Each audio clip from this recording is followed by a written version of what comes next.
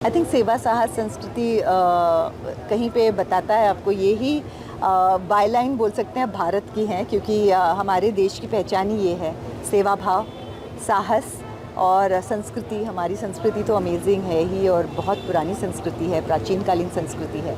So you can see that over here. और कहीं पे सिर्फ सेवा साहस और संस्कृति के बजाय एक और चीज़ मैं कहना चाहूँगी जो आई थिंक ये नमो भारत में आप देखेंगे, और वो है एक औरतों का सशक्तिकरण, एक नारी सशक्तिकरण, विमेंस हेल्थ। इस पे जो फोकस आता है ऐसे प्रोग्राम से, वो आई थिंक यहाँ पे that also I think is very important. मैं उसके बारे में सब कुछ नहीं जानती हूँ, क्योंकि ये एक जर्नी ऐसी है जिसकी हर इंडिविजुअल की जर्नी अलग होती है।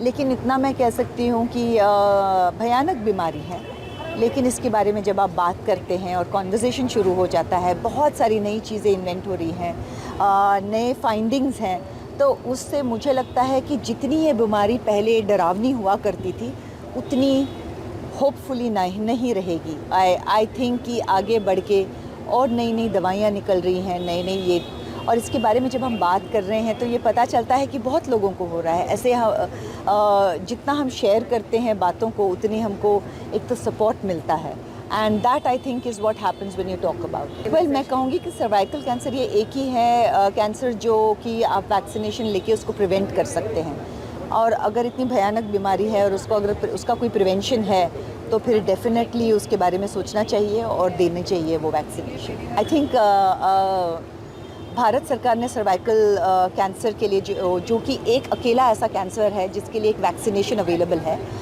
वो फ्री कर दिया है सब लड़कियों को देने के लिए। तो प्लीज़ आप जाइए, अपनी बेटियों को जिनको भी ज़रूरत है उनको ये वैक्सीनेशन ज़रूर दीजिए, क्योंकि ये एक ऐसा कैंसर है जिसको हम वैक्सीनेशन से प्रिवेंट कर सकते हैं।